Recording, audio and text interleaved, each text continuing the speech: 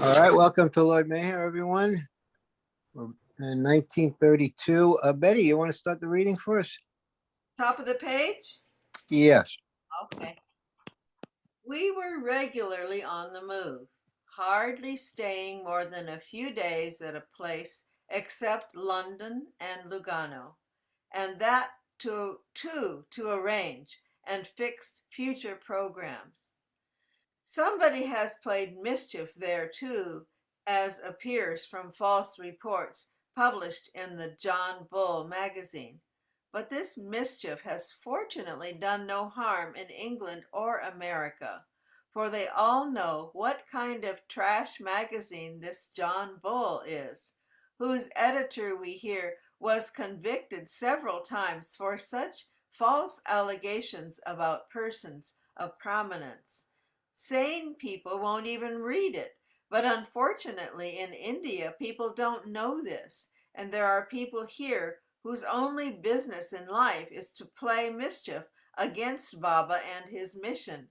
And instigated by writings from persons like K.J. Dasturji, they leave no stone unturned to make the most of these defaming reports, prejudicing the minds of so many. But Baba is quite indifferent to these. Rather, in his own way, he enjoys these, or to put it more clearly, he invites and creates such opposition for his working. In April last, when we were in Lugano, he explained one evening to some of his intimate devotees that he wished to avert the great catastrophe, the outbreak of a great worldwide war, preparations for which were going on all sides, and save humanity from the atrocities and ruination through devastation and destruction from such a war as this. Let me see. Can I go up? I think I need you to scroll up. Is it Mona? Okay. To avert this, three things were necessary. First, to create an opposition against himself on a wide scale. Second, to incur physical sufferings on himself. Third, to allow some minor clashes here and there instead of a worldwide destructive war. For personal sufferings, he said he was prepared to incur anything on himself. But for the opposition which he had to create, he warned all his devotees not to be misled or upset by anything. And immediately after he warned all, the very next day, the article in John Bull appeared in public, but no one was affected there. And then Babaji gave another great test. He openly declared to all in England and America that he was going to break his silence on the 13th of July, 1932, in Hollywood. Nice publicity was given to this breaking of Baba's silence after 7 years, which almost all considered a great event, and elaborate preparations were made to celebrate the same on a grand scale.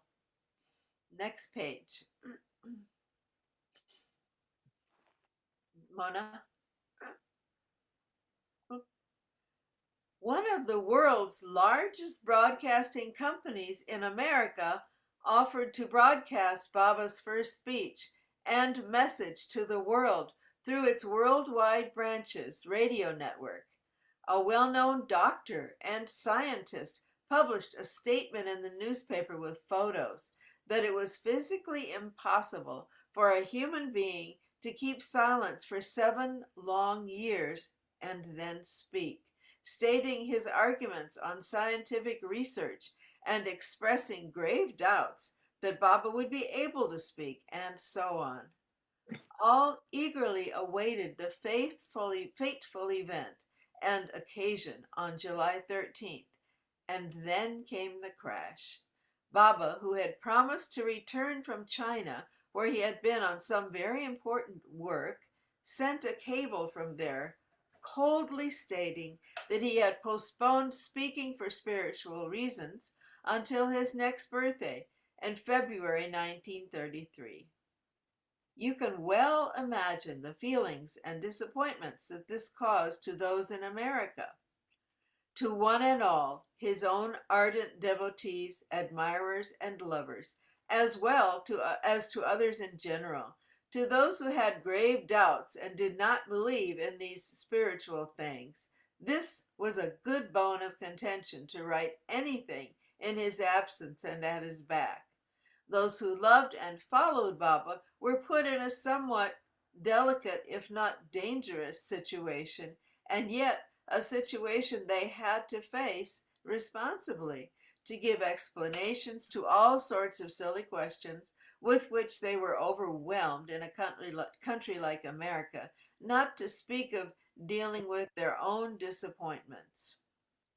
Baba knew all this better than anyone else, yet he did it on purpose and enjoyed it, for as he explains, he wanted his opposition and delicate situation, which he deemed essential for his great work, and hence created and courted it cheerfully, much to the embarrassment of all. He said, "The more the bowstring is drawn back, the greater the force for the arrow to fly farther, and this is exactly like that. The greater the opposition, the greater the force to my work.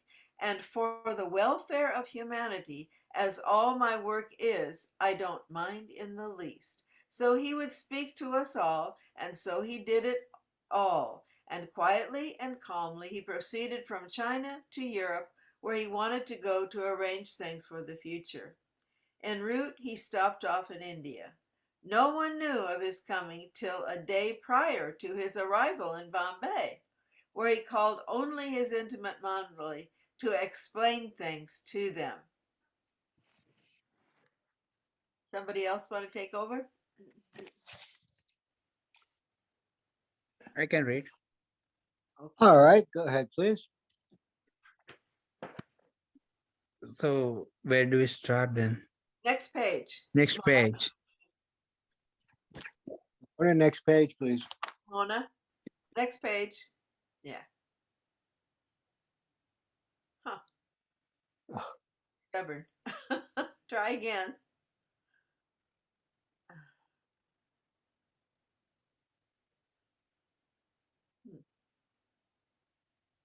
Will it go? Mona, can you try again?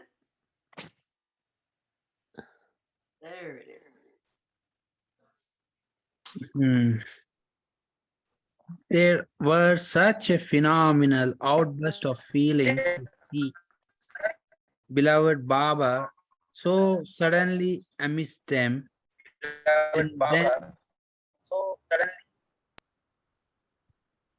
and after expressions of heartfelt greetings, followed touching scenes of a painful separation that made our hearts bleed. But he was coming back by the beginning of September, and with that relieving thought, each one consoled his or her heart and departed to count the hours and minutes for their Baba's return. Wherever Baba has gone in London or New York or Hollywood, his very presence has set all hearts on fire, and touching scenes of heartfelt greetings followed by outbursts of a painful separation were typical everywhere. Hundreds of thousands have seen him, admired him, adored him, loved him, as they loved none else before.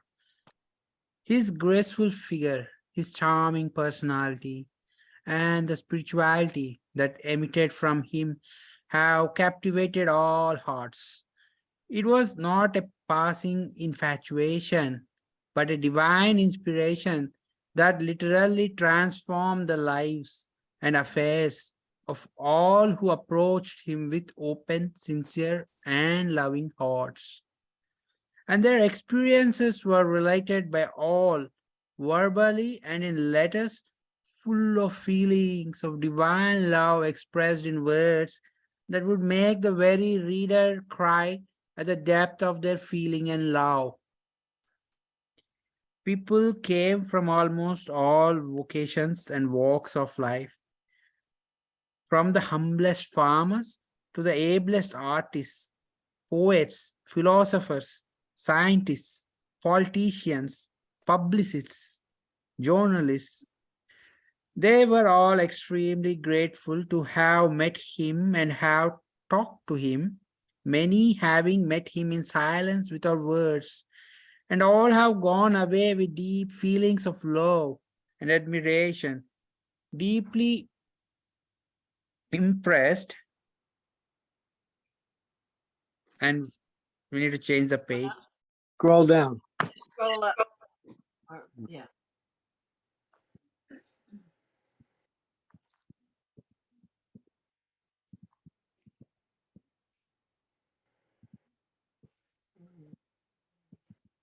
Uh, We lost it. Let's see. Scroll down a little more. mm, there is, I think, deeply impressed is the last word. Okay, maybe little up, maybe, right? No, Oh. no, up. Oh dear. Did we? Why don't you just start there? Okay, I will start there. Deeply impressed, all have wondered if such publicity has ever been given to any spiritual being in the past, or if any such being has been as widely known to all classes of people of all nations. Besides, Baba did not speak, but this was not a handicap. His silence was rather imposing, impressing, and inspiring. When we explained to some, as usual, that Baba has not spoken for 7 years, they would cry out, but he need not speak. Look at his eyes. They speak volumes. Look at his face. It expresses so much. Others could not believe when we said that he has lectured to thousands on his black alphabet board. How marvelous! They would exclaim, wonderful, amazing, grand. All these were common terms uttered by almost everyone. Mystics and masters have come from the east by droves, but none like him. They have come and gone, but you, Baba, have come to stay, remaining in our hearts forever. We can never forget you, especially your face. Its image is imprinted on our hearts. These are some of the spontaneous expressions from the hearts who saw him and came to love him. To see him is to love him. If anyone has a heart, one person said, to many sincere seekers of truth, he became a perfect friend and guide in their endeavors to attain the highest state. A few minutes of meditation, as instructed by him, helped numerous ones in these efforts at advancement on the path. They could feel the growth of their spiritual conception through Baba's help and were so grateful that they were willing to lay down their lives and follow him to the cross if need be. After 13 days at sea, the Kaiser-e-Hind arrived in Marseille on Friday, 29 July 1932. Baba was met by Kitty Devi and her brother Herbert, who had come from China via Russia. They boarded a train for Santa Margherita, located along the Italian Riviera. The next day, much to Quentin Todd's surprise, Baba arrived earlier than scheduled between the towns of Santa Margherita and Paragi. Quinton had rented a separate villa for Baba, and the Mandali named Fiorenza, which Baba liked very much.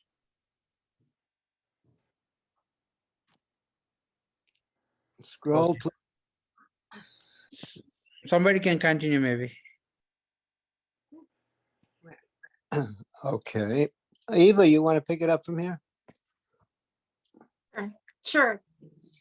Prior to Baba's arrival, Margaret Krask and Mabel Ryan, along with one of their pupils, Audrey Williams, had arrived on the 25th. Delia, Minta, Stephanie, and Kim arrived on the 28th. The atmosphere of Santa Margarita was beautiful during Baba's stay. Warm sun, blue sea, and splendid coastal scenery. Next page, Mona.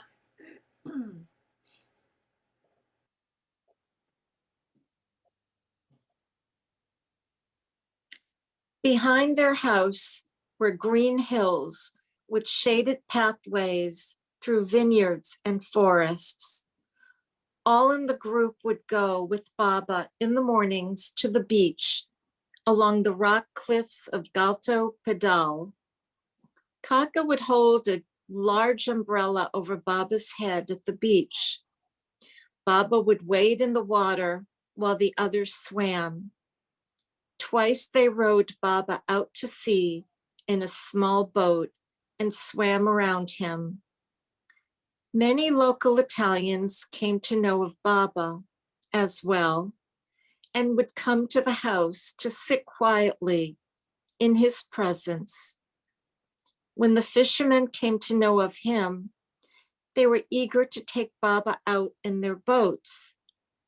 Baba and the group went out in a sailboat twice and once in a motorboat. The gopis had been piring for their Krishna, noted age, and when they met Baba, the sweet echoes of the song reverberated throughout the Italian villa. There was a large private balcony off Baba's room where he would stand watching those swimming at the beach before breakfast. They would often sit at night on the balcony playing records, charades, or carom. Some evenings, Baba would take the group to the local movie theater. Though the films were in Italian, Baba had his special reasons for wanting to go, preferring always to be among a crowd whenever possible. At other times, they would visit Lena's, an open-air cafe by the bay, where they would sip coffee or eat ices. During the stay, Baba permitted Kaka and Chanji to eat fish after many years of strict vegetarianism. It was a very intimate holiday, Delia remembered. Really a Sahawas. It was such an extraordinarily intimate atmosphere that Chanji said it amazed him because up to them then, only those few close women in India had had this sort of life with Baba. Margaret recalled, it was the loveliest, perhaps the most beautiful time we ever had with Baba. First of all, he wasn't stirring up much trouble. He was letting us down lightly. He was not demanding of us the terrible discipline. He was wooing us. We were being won. It didn't take much to win us, but he added some more on top of it. So you can imagine, everything for us was like an enchanted dream. Sitting on the sands with Baba, wandering over the wooded hills with him, plus the crystal beauty of the blue Mediterranean. It was like a dream filled with the sweetness of Baba. And next page.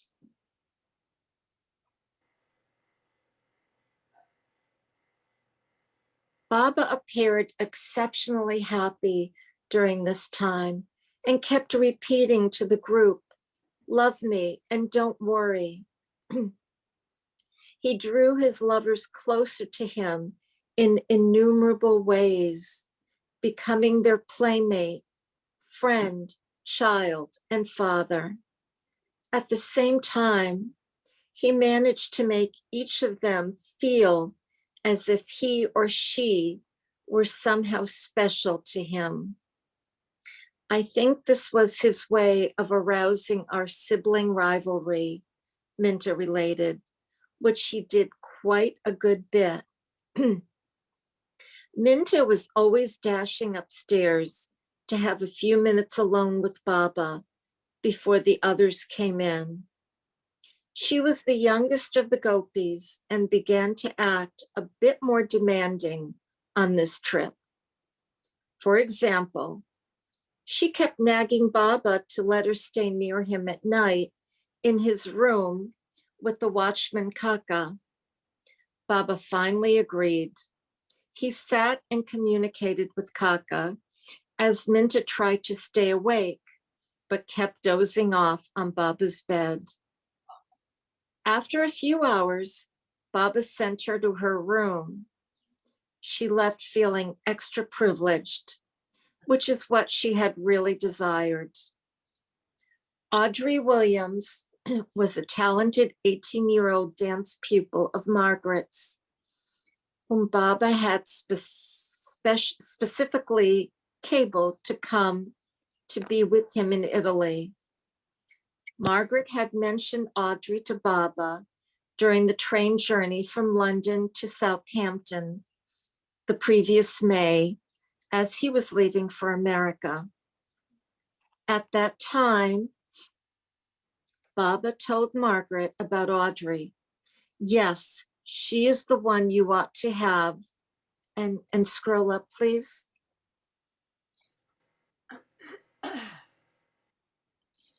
Brought to me. She is the one I must see. Another reason for her presence was that Baba wished the total number of those with him at Santa Margherita to equal 12.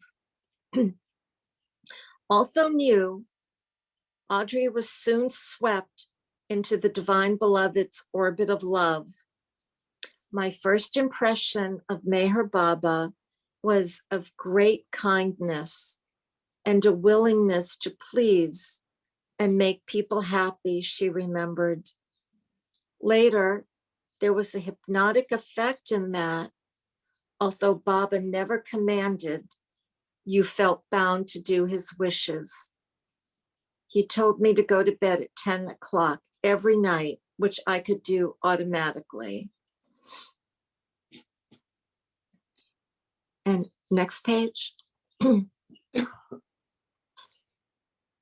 One of the reasons for Baba's trip was that he wished to remain in seclusion for 24 hours somewhere in Italy and chose Assisi for the purpose because of its association with Saint Francis. And Baba sent Herbert there on 1 August 1932 in search of a cave for the seclusion. In the meantime, Baba visited Rapallo, Portofino, and other places near Santa Margherita. I'll read the footnote. Yeah. Francis of Assisi, 1182 to 1226, was the son of a wealthy merchant who underwent a spiritual conversion at 22 after fighting in the Italian wars. Overcome by the love of God, he became remarkably devout and ascetic. Baba later revealed that Francis became a perfect master.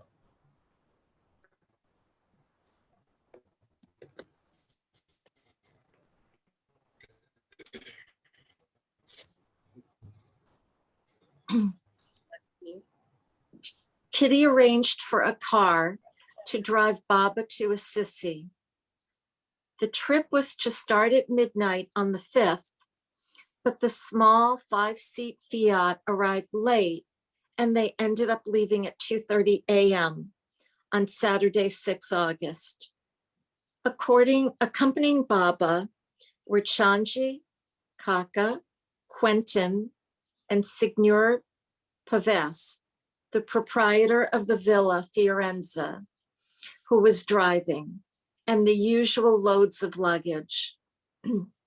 Baba had not had a moment's rest until they departed. There were instructions he had to give each in the group. He called all into his room before he left and told them to stay awake near him. With the faraway look in his eyes, he lay down while his hands gestured continually in the air. When his fingers moved like this, he had once explained, he was putting his seal on an order. Baba had explained to those present that before he could do his work in Assisi, one of two things would happen. Either there will be a storm or I shall be ill. True to his word, Baba suffered from stomach pains, which made him quite restless throughout the night, and he rolled on the bed from one side to the other in anguish.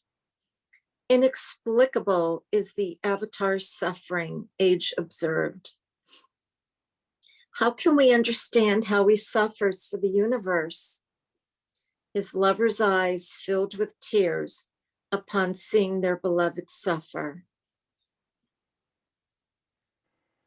Baba's pain increased, and he remarked, the pain I am bearing is like that of a mother about to give birth.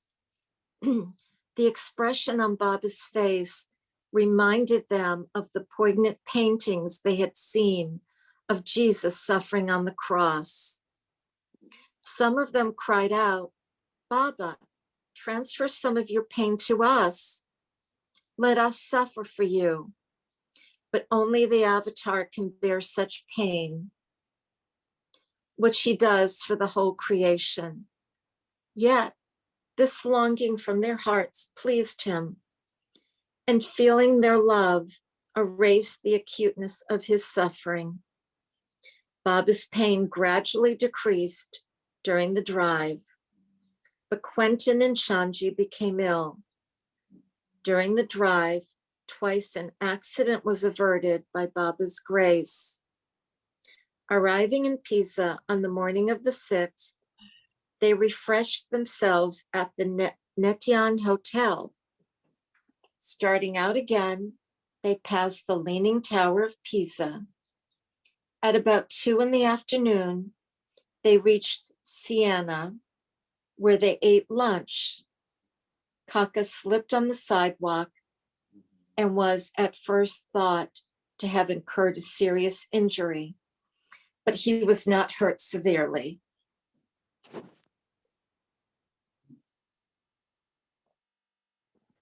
Can I add something about it's important about what was just read?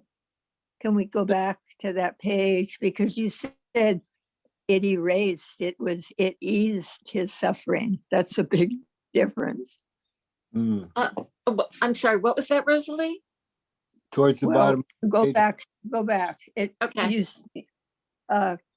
You thought it said it erased his suffering. No, it didn't erase it.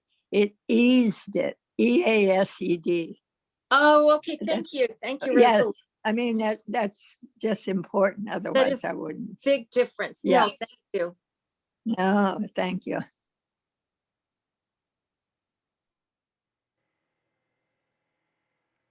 Now we can go on to the next page. Next page. Okay. I'm gonna read now. They arrived in Assisi at 5 p.m. and were met by Herbert, who had found an actual cave used by St. Francis outside the town on Mount Subasio. There were other caves in the hill, but Herbert had covered this particular cave with branches to recognize it again and prevent others from invading it. He had been instructed to meditate in it prior to Baba's arrival for 4 hours daily and 8 hours on the day preceding Baba's arrival. After a light meal at 6:30 p.m., they left for the cave, covering quite a distance by car and ascending the remainder on foot with some difficulty. Leading the way, Herbert guided them to the spot at 7:30. The sun was setting and the birds were headed towards their nests.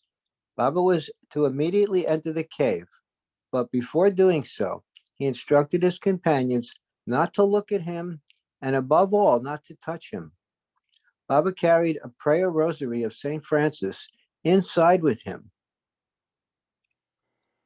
It was settled that Chanji and Herbert would keep night watch outside the cave, and Kaka and Quentin would relieve them in the morning.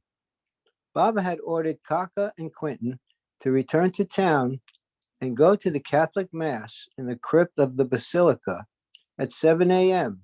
and kiss the tomb of St. Francis before coming back to the cave by 9 o'clock. Scroll, please. Signor Pavesi was to watch over their belongings. The others were ordered not to eat. The fast was to be broken when Baba emerged from the cave. At midnight, Chanji and Herbert made tea for Baba and placed it near the cave's entrance. The next morning, Sunday, 7 August, Kaka and Quentin went to the cave to stand watch at 10 o'clock. Chanji and Herbert went back to the hotel to rest. Near noon, Quentin heard a sound and, forgetting Baba's warning, looked toward the cave. Inside, he saw Baba facing the sun with his eyes closed and making strange sounds. A wonderful vibration filled the air. Remembering Baba's order, Quentin quickly glanced away. At noon, everything was still. Then at 1 o'clock, Baba clapped, and Kaka and Quentin removed the branches from in front of the cave. Baba directed Kaka to go to Assisi and informed Chanji and Herbert to come at 4:30 p.m. Coming out of the cave, Baba ordered Quentin not to come near him or touch him. Next page. With Quentin trailing behind, Baba roamed about the hillside for half an hour before re-entering the cave. The summer day was quite hot and the air was still. Kaka, Chanji, and Herbert came at 4:30 p.m. An hour later, according to instructions, Quentin called out to Baba. Baba stepped out and seemed dazed, as though he were unaware of his body. After a few moments, Baba stepped toward them and gestured, "How lucky you are that you are the first to speak to me after my seclusion." Baba then called them into the cave and explained, spiritually, a big meeting of spiritual personages took place here, the likes of which have never before been held. It is due to the greatest upheaval that is coming for the world. It will be the greatest upheaval of all times. It was decided in this meeting that I will manifest as my original real self and speak next February. Vast changes everywhere will follow. My circle, which is already formed, will realize me. Their duties will commence in different directions, and the changes all over will cause an upheaval in the world which has never before been experienced, as the greatest spiritual revolution of all times takes place. As a member of my circle, Gustaji will drop his body on becoming realized. Masters and avatars all have their own circles. The circle of the avatar is always the same type, appearing and working with him during his previous avatarhoods. They have different names in different periods, just as the avatars have. When I was Jesus, for example, two played the roles that Quentin and Herbert fill. When I was Krishna, these two were Narad and Sudama. Certain circle members have the same personality, face, figure, and form, but their names are different during the different avataric periods. But the circles of perfect masters are always different. While a master circle consists of 12 members, the avatar circle is made up of 13 members, the extra one being his dark side. The avatar and his dark side are different personalities, but their duties and workings are the same. Besides this, among the apostles of the avatar, there are really 5, but one is a pair of twins, pointing to Herbert and Quentin, so that the circle is of 14. These twin apostles, in experience, are 2 different, separate individuals, but in their work, both are one and the same, meaning they do the same work and have the same duties. Next page. In a master's circle, as also in an avatar's, there are 4 apostles and 8 members. 3 of my apostles are now with me. Kaka and Chanji equal 2, and Herbert and Quentin together are counted as 1, since they represent twins. Naturally, Baba's explanation greatly encouraged Quentin and Herbert in their dedication, love, and devoted service to Baba. It should be properly understood, however, that Baba did not mean the same souls return as members of his circle, but only the same types of souls. Baba would later explain that the avatar circle consists of 12 multiplied by 10, equaling 120 members, plus 2 appendages, Mera and Mani in Baba's case, a total of 122 members. Discoursing about how the master gives and fulfills his promises, Baba explained to them, scroll please. The promises given by the masters are never vague or unfulfilled. They always come true and are fulfilled, but in their proper time. The question of time depends on the conditions or circumstances in which they are given. When masters give their promises, they are given from the mental or subtle or physical plane and thus differ in the time of their fulfillment accordingly. For example, if a train is rushing ahead at full speed and the brakes are applied, the train does not come all at once to an immediate halt due to the momentum. It stops gradually. The period for the fulfillment of my promises is just like this momentum. I give a promise from the gross plane. It is fulfilled exactly at the time given and comes true. If a promise is given from the subtle plane, the momentum or force of fulfillment is halved. The promise takes a certain amount of time, for its fulfillment was given from a higher plane. If a promise is given from the mental plane, it takes even longer for fulfillment. Like a train at full throttle takes longer to come to a dead stop when the brakes are applied. This is why the promises given by me at different times vary in the period and details of their fulfillment. Out of sheer ignorance and inability to understand the secret behind it, you misjudge my way of working. This is the reason why some people have doubts about my power and ability to fulfill the promises I have given. They blame, ridicule, and slander me in public and in private, but I go on doing my work in my own way, refusing to explain or disclose the manner in which I do it. Next reader, please.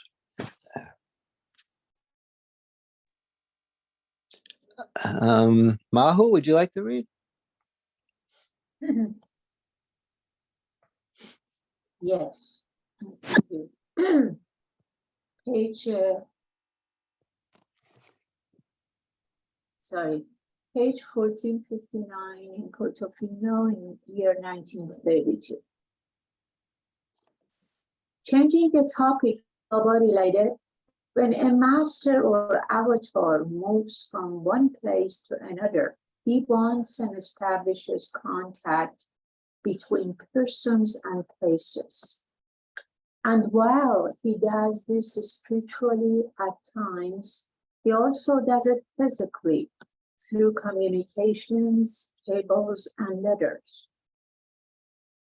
That is why at times I send long telegrams from one place to another, even though you cannot see any rhyme or reason or necessity for it, thinking it is all a sheer waste of money.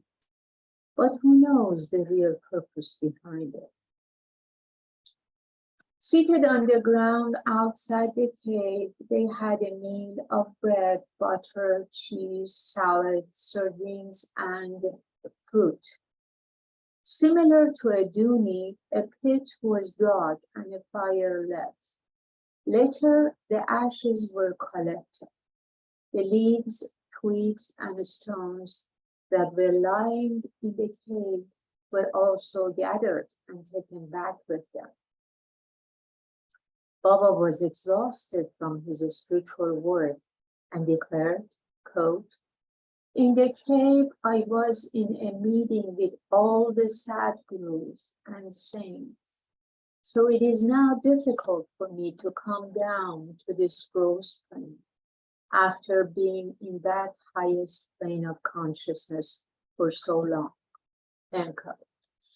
Leaning on Herbert and Quentin's shoulders, Baba slowly descended the hill, walking as though he were intoxicated. At times on the way down, they would have to support Baba on both sides, which was sufficient proof as to how the burden of his spiritual work had physically affected him. Herbert and Quentin's support, though, gave Baba no relief, and he informed them, quote, "It is necessary that my feet touch the ground and that I walk, because only then will I be able to come down from the highest to the lowest plane." End quote. Coming out of this transcendent state, Baba seemed dazed as he walked down the hill towards the town. By the time they reached Assisi, Baba appeared most normal. Herbert took Baba around the town, showing him the main places associated with Saint Francis. Baba went past the home of Bernardo, Francis's first disciple. Baba pointed to a rock outside the house and disclosed, quote, "This is the spot where Saint Francis sat and meditated on me, I was a Christ, weeping throughout the whole night with love for Christ." Near the Basilica of Saint Francis, they refreshed themselves in the Windsor Savoia Hotel around 9:30 p.m., where Baba had a bath. They left Assisi an hour later after coffee. Since Herbert was returning with them, there were now 6 people in the small Fiat, including all the bulky luggage, but they managed to accommodate themselves. Next page.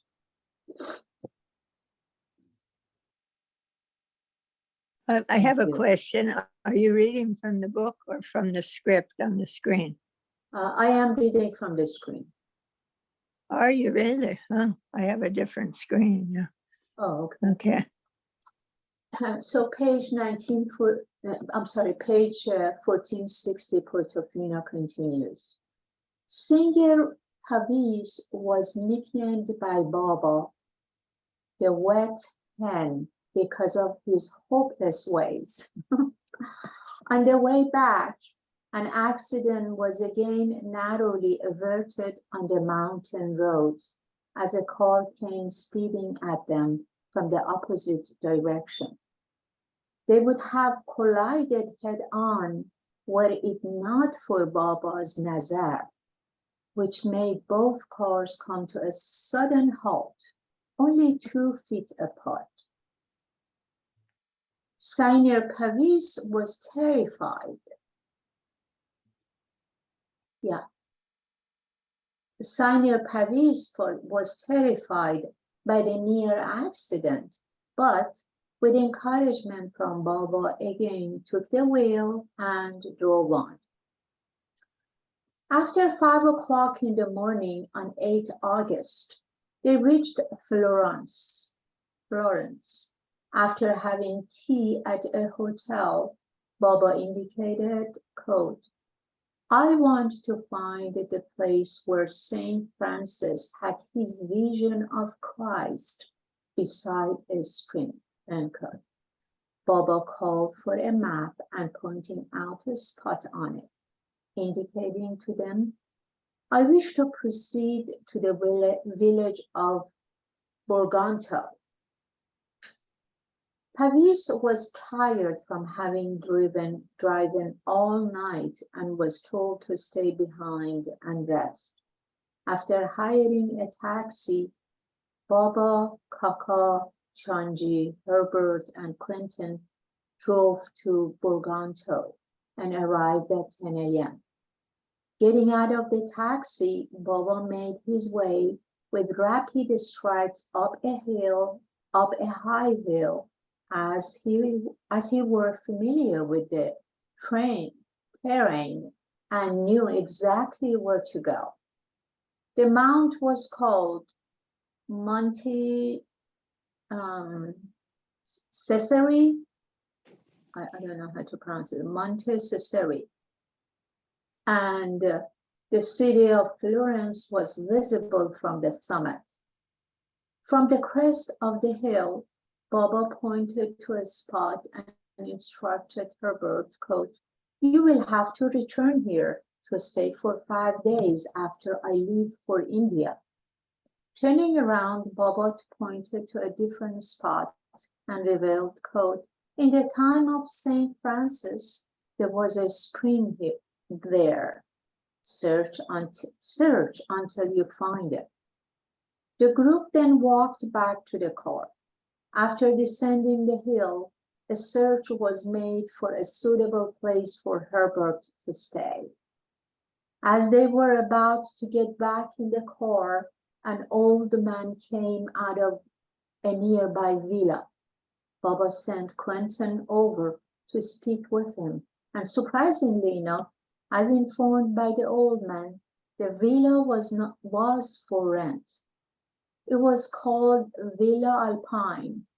Baba went inside and after looking it over, approved it, and arrangements were made for Herbert to stay there for 5 days after Baba departed Europe.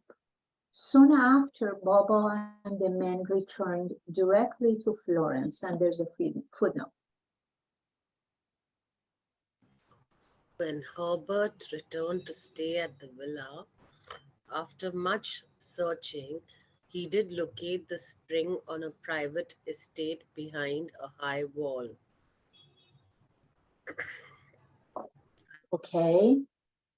They left in Pavis's car for Santa Margarita and reached there at 7:30 that night. Page 1461. Meanwhile, the Kimco gopis were anxiously awaiting their arrival and had cooked dinner for them. Although tired, Baba sat with them after dinner, giving spiritual explanations long into the night, and there is a footnote.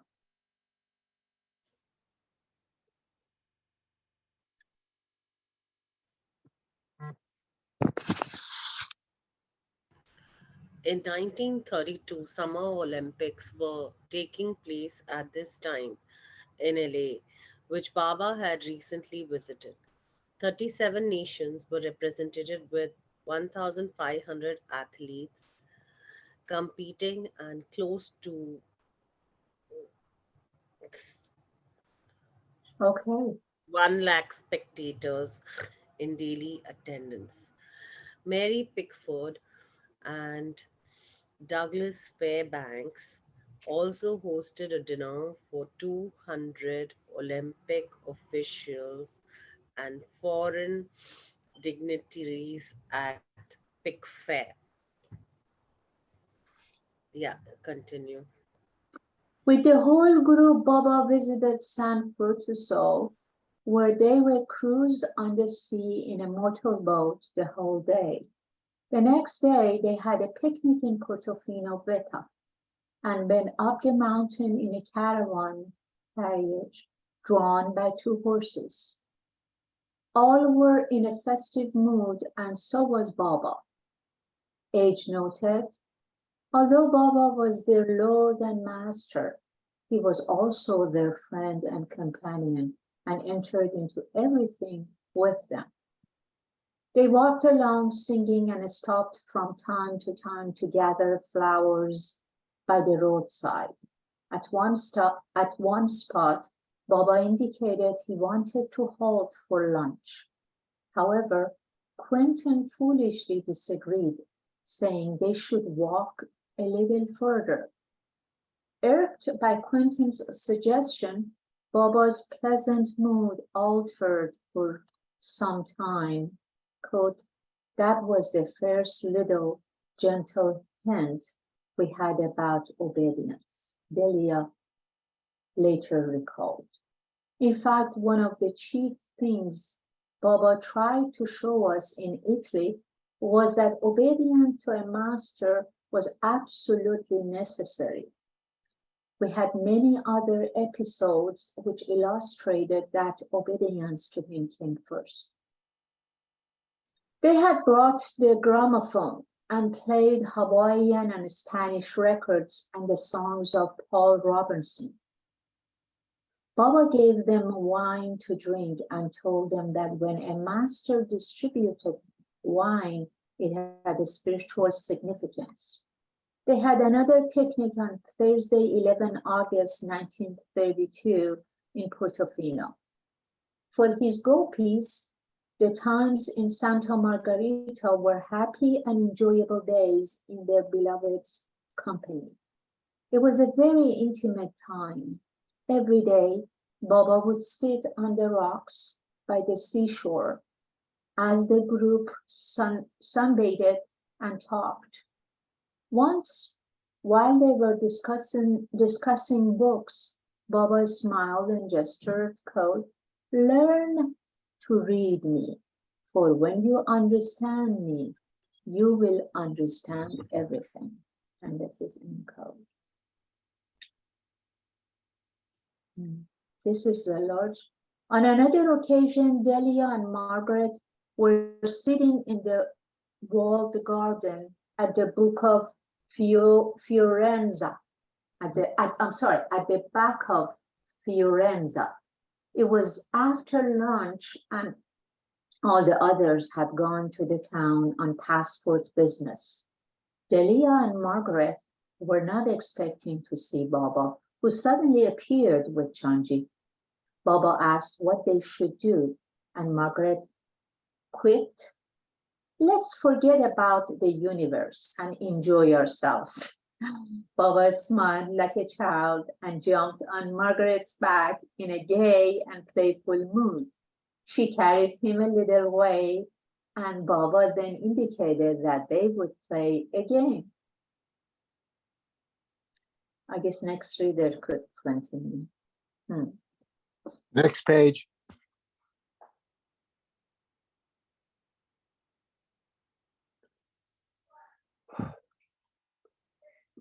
Mona, we need the next page. There we go.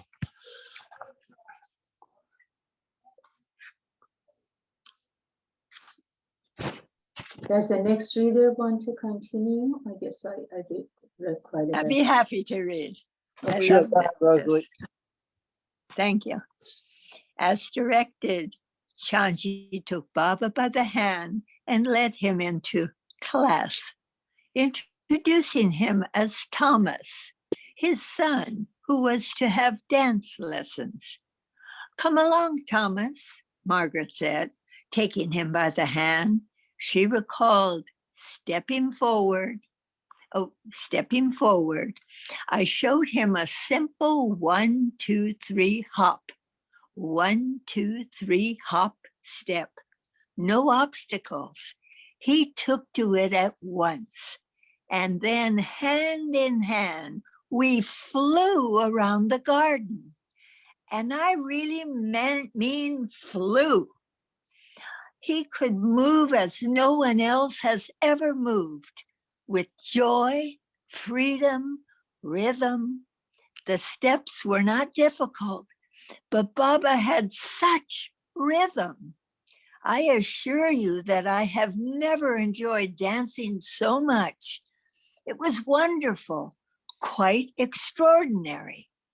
A truly lovely afternoon, and I knew without intellectualizing that dancing was, is, and always will be a part of God. Jai Baba. During their stay, Rosalie had to read this. That's so cute because she likes that's dancing. right, my assignment. Yeah. During their stay, Baba wished to walk to a distant beach. As they took off, the party spread out. This annoyed Baba. Calling them together, Baba stopped and indicated that he wished to go to the seashore, pointing in a specific direction where there was a beautiful tent. Herbert looked over an embankment wall and reported, "This is a private beach, and it looks as if the owner is about to return. We will be trespassing, and no English gentleman would act in such a manner." However, his sister Kitty said that Baba's slightest wish should be followed. And so what if the owner returned? Quite indignant, Herbert contrarily refused Baba's direct order to come along and join the others as they made their way to the beach. As the group walked along the private beach, an old man with long hair and a beard, leading a little boy by the hand, came from the opposite direction. Strangely enough, the old man greeted Kaka in the Indian fashion of folding his hands to him. The old man walked back and forth in front of them, looking at Baba frequently. Herbert eventually rejoined the group. Baba had gone into the tent, and everyone was seated around him on cushions. Baba severely reprimanded Herbert in front of everyone. Quotes, "Did you think I asked you to come solely for your own enjoyment? While you were sitting up by the road, one of my agents, whom I wanted you to see, came and left. He was identical in appearance to my agent that you must contact in Warsaw when you go to Russia. By not seeing him here, your work will be considerably more difficult." Page.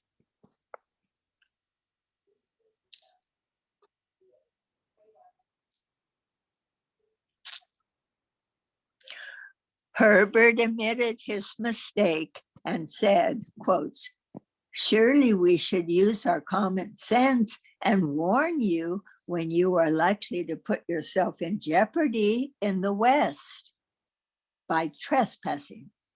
Baba agreed. "It was your duty to warn me, but you must give in when I insist."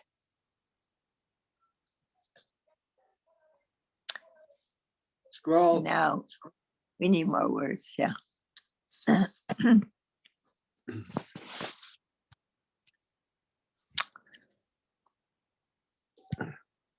Mona, could you scroll?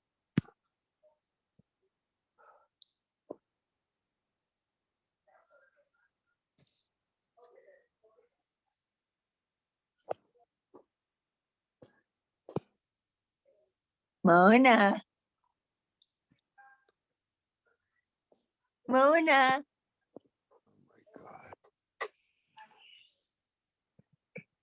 Please scroll, Mona.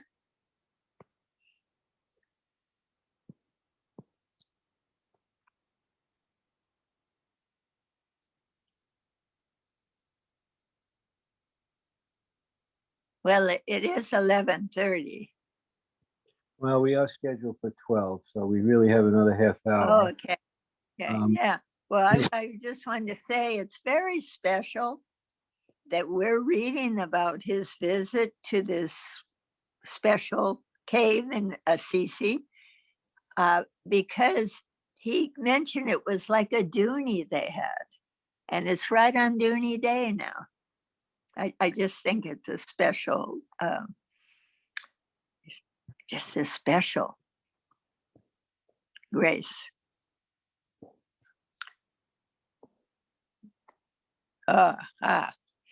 After 2 weeks along the Italian Riviera, Baba entrained with all from Santa Margherita to Venice on Wednesday, 17th August, 1932. Whoops, it's uh-oh. You need your scroll's going the wrong way. Okay. Good.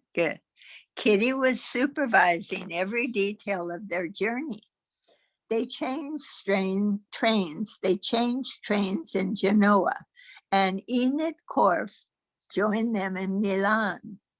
The compartment was packed, but they arrived safely the next morning in Venice, where they checked into the Hotel International.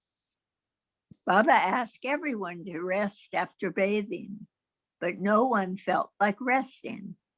As they discussed matters, Baba instructed that they take particular care to stay with him as much as possible during the next 2 days in Venice. They promised to do so. They visited St. Mark's Square at 11 a.m. And at the suggestion of the gopis, it was decided to enter the cathedral. Outside, Baba explained the church's architecture and its spiritual significance. He had them count and write down the number of pillars, domes, and arches, which came to exactly 120. Baba indicated this church is one of the 4 great spiritual centers of Europe. The whole structure corresponds to the avatar's 12 disciples of the inner circle and 108 disciples of the outer circles. Baba then revealed, quotes, I was here as Jesus with 2 of my apostles 1 month after my crucifixion. before my crucifixion. Oh, okay. Thank you. Baba then revealed, I was here as Jesus with 2 of my apostles 1 month before my crucifixion and sat on the exact spot where St. Mark's was later built. Baba entered the church with the men, but rules barred the women from entering. They then returned to the hotel for lunch and went again to St. Mark's Square at 4 in the afternoon. At the request of his lovers, their photographs were individually taken with Baba feeding the pigeons. When they arrived back at the hotel, however, Baba was in an obviously unhappy mood. He gathered the group and asked, quote, why did you break a promise? They were taken aback and looked into each other. They looked to each other to realize, I need more words. And they looked to each other to realize their mistake. Baba continued, I instructed you to be with me continuously, yet while returning to the hotel, you lingered behind to see the beauty of Venice and the lovely things displayed in the shop windows. You did not care about my instructions. I had to send someone back to call you more than once. The scroll. How many times have I told you to be in the world, yet not of it? But the world has so much attraction for you that you even neglect my wishes. And we have so little time left together. Baba's rebuke brought tears to his gopis' eyes and the pain of disobedience to their hearts. He then lovingly explained, don't worry now and keep happy, but do not repeat such mistakes. To have attraction for the world is like taking poison, and I save you from its pernicious effect by making you drink salt water, their tears. Continuing, Baba related, I have scolded the Mandali in India so much that one of them, either Rustam or Rao Sahib, once swallowed a glassful of poison. The doctors declared that he would die within 5 hours. I went and lambasted him to such an extreme that he became quite angry. After reviving him thus, I advised him to take a glassful of salt water. This made him vomit up the poison, and he was saved from the jaws of death. I know everything, and knowing everything, I work according to my own ways. Really, nothing makes me pleased or sad. I knew either Rustam or Rao Sahib was not going to die, yet played this game to save him from death. I am never concerned or affected by anything. I have a universal mind and enjoy infinite, eternal bliss every moment. This bliss counterbalances all my suffering I have taken on myself. I am beyond everything and not attached to anything. So delight and sadness do not affect me as they do you. That night, they rode on gondolas. It was divine, really divine, Margaret related. Baba, Adi Jr., me, and one other in one gondola for an hour, drifting up and down under the moonlight with the gondoliers singing in Italian. It was one of the most beautiful nights of my life. On 19th August, Baba repeated the same instruction, quotes, to stay close, end quotes, as they went off to see the Lido, or the Lido, a fashionable beach resort. Baba had ordered them not to swim there, but since the weather was quite hot, Quentin and Mabel requested Baba's permission to do so. He grudgingly gave it. They left Baba for nearly an hour and returned only to discover that he had left with Margaret and Delia. Okay, thanks, Scroll. Rosalie. Has anyone who has not read wish to read now? Okay, and maybe we can go back to the top. We'll read one page each. It's only a little while longer left. I'll pick up the first one. When Kitty and Chanji returned to the hotel, they had been to the Thomas Cook office. They found Baba in a disappointed mood and Margaret and Delia in tears. Baba shook his head disapprovingly and spelled out, the East is East and the West is West. The East is ready to sit at my feet, but the West wants me to be at their feet. I wanted the West to work for me, but now I have to change my plans and not make use of any of you. I cannot expect the West to behave like the East. It is not your fault. Although you all love and adore me, you just cannot do it. I shall have to work in another way. I will do whatever I have to do, but all at once and in a quite different manner. Baba concluded, you may rest today, but be with me the whole time tomorrow. Baba's words had a great effect on them. Later, Baba consoled them. He made them laugh and smile again, but only after teaching them the valuable lesson of constant obedience. According to Margaret, those who had disobeyed Baba and gone for a swim returned to the hotel later. Scroll up, please. Bearing flowers for Baba, who did not utter a word of reproach. At night, they went to watch the crowds and listen to a concert in St. Mark's Square.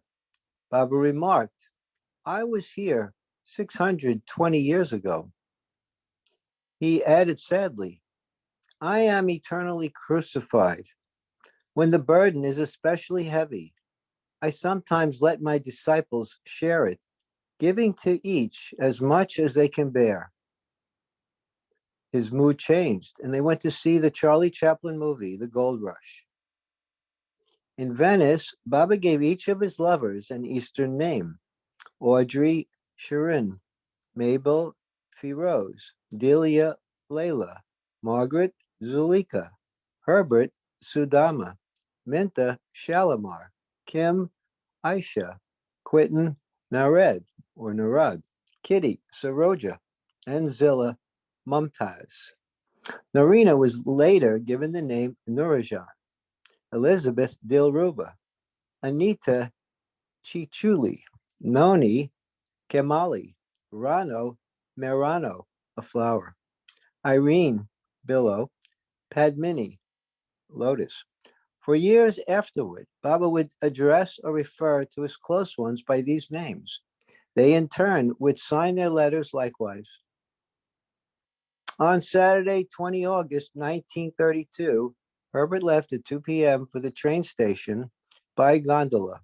Baba accompanied him and instructed him to go to Warsaw, Poland, to contact the agent, identical in appearance to the old man seen in Santa Margarita.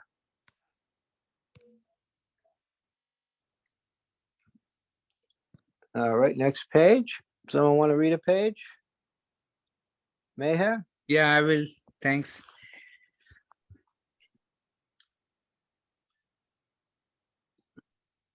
Having a little trouble scrolling, Mona? Next page. Yeah.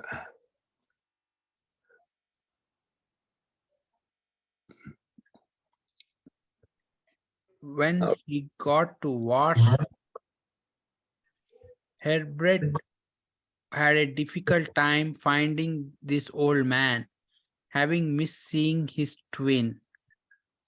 Searching high and low, he finally spotted a beggar who fitted the description given him by Baba. As Baba had instructed, Herbert handed him a few coins and left enough money with someone else to purchase him a new suit. Baba was to travel by ship on the 20th from Venice to Alexandria, Egypt, with Kaka and Chanji. Seeing Baba board the Ausonia at 4 p.m., his lovers wept miserably at his departure. The moment the ship sailed away, Baba's eyes too filled with tears. Kaka and Chanji had never seen Baba so sad over a departure. His English lover sent a cable to him on board ship, and Baba pressed it to his lips and eyes, wetting it with his tears. Baba's eyes remained moist until he retired that night at 10. As if in agony, Baba spent a restless and sleepless night, and Kaka and Chanji wondered why he should suffer so. Age too wondered the same. What sort of love could cause the master of bliss, who is above all worldly happiness and misery, to be so restless? How great that love must be! For the next 3 days, Baba showed no interest in meeting anyone or going for a walk around the ship. He constantly remembered each one of those left behind and their enduring ways. He spelled out on the board, Kimko, my heart, how they all love me. And he dictated this short rhyme to be sent to them. Kimko, my heart, now as ever and ever as now. How I love you, how I miss you. Just wait 4 months when I come and kiss you. The ship docked at Alexandria at 5 p.m. on 23rd August. Baba, Kaka, and Chanji went directly to the station and took the train to Cairo. They arrived at 10:30 p.m. and stayed at the Luna Park Hotel. On Wednesday, 24th August 1932, Baba rode a donkey to the pyramids and Sphinx in Giza, and also visited the local zoo in Cairo. Baba revealed to Kaka and Chanji the Coptic church contains a cave where Mary and Joseph stayed after fleeing Herod. The reason I came to Egypt is to visit this church. Led by Baba, they visited the Coptic church the next day. Baba's face was radiant with joy as he walked through the church, as if he was reliving his memories as Jesus. This is my dear old place, he recalled, and indicated that Jesus had also come and stayed here with his apostles. Thank you, Mayor. Mona, you want to read a page?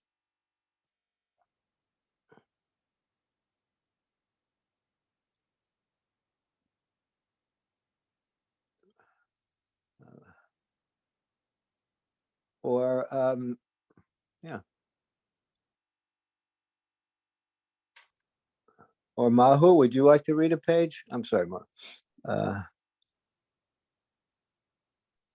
Do you want me to read, Marvin? Oh, yeah, go ahead, Eva, sure. Okay. Baba climbed down to the small dark room of the cave.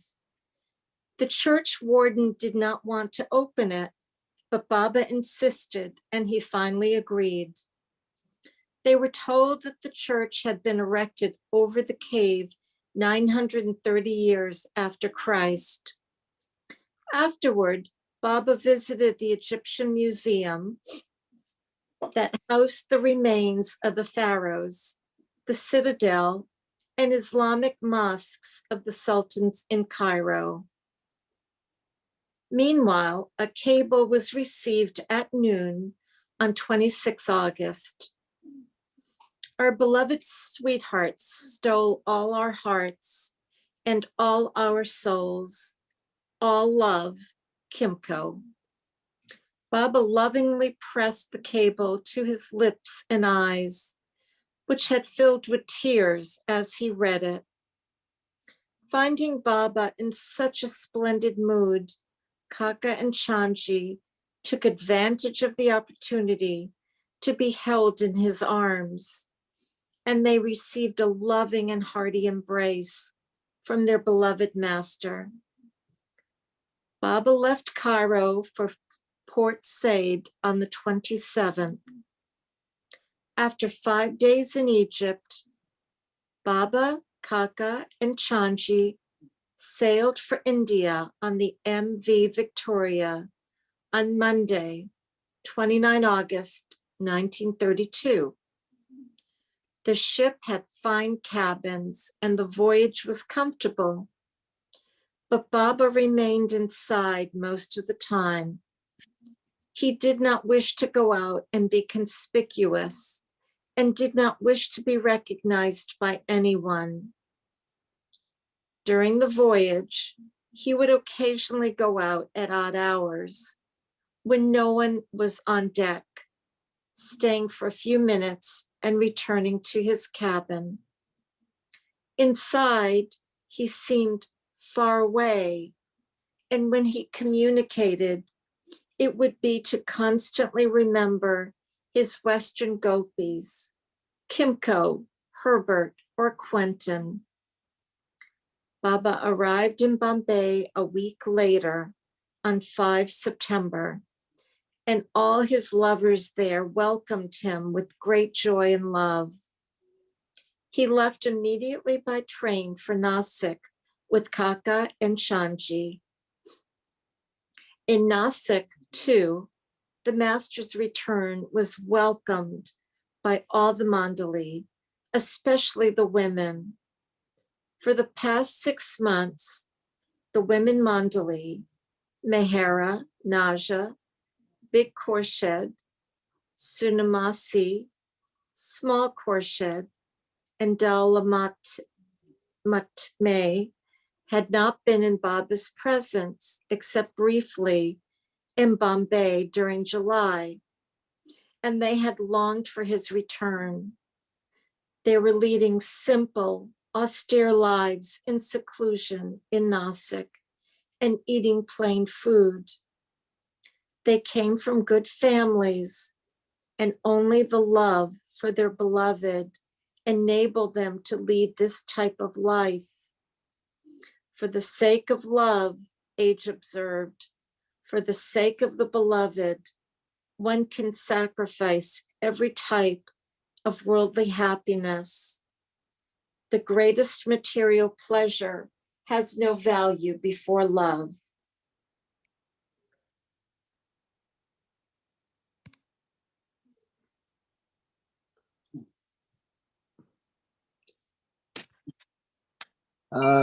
We have 5 minutes. Do we want to read one more page?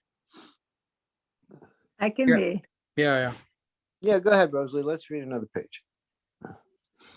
The women gave Baba a hearty reception, and a skit was performed to celebrate the occasion.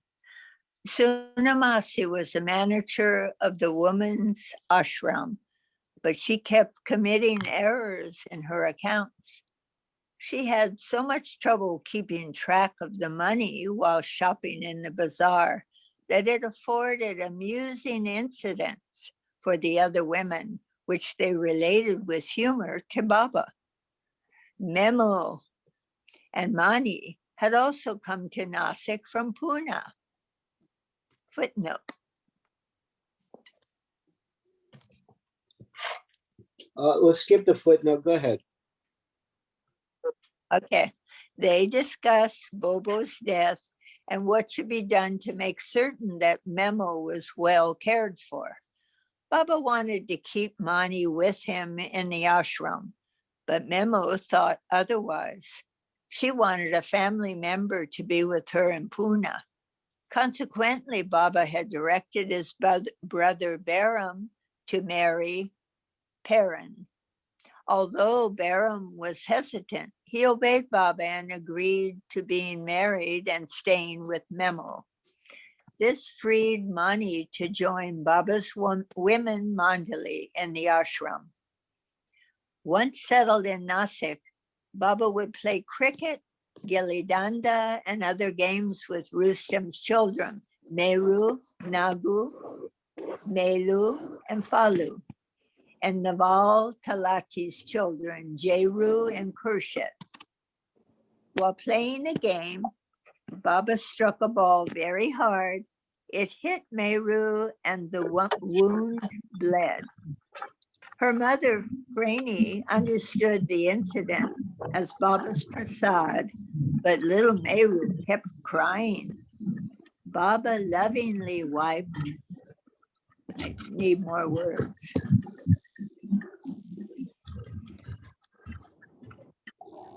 Baba lovingly wiped the blood from Meru's face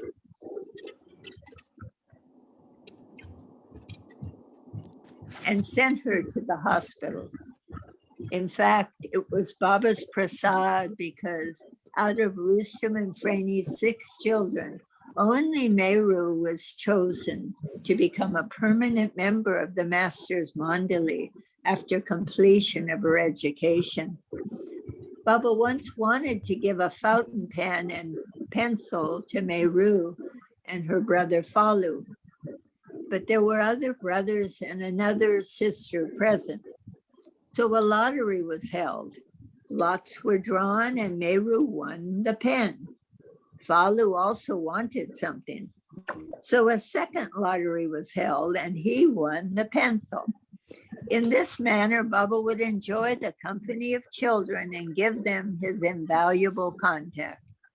Baba would often play a game with Rustam's children in which he would grab and twist his fingers into a fist, asking them to point out the middle finger.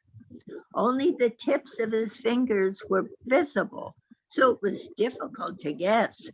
The children would usually err in making the correct choice.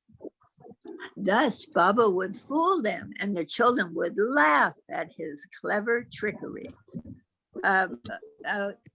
It's almost time. Can I share something visually?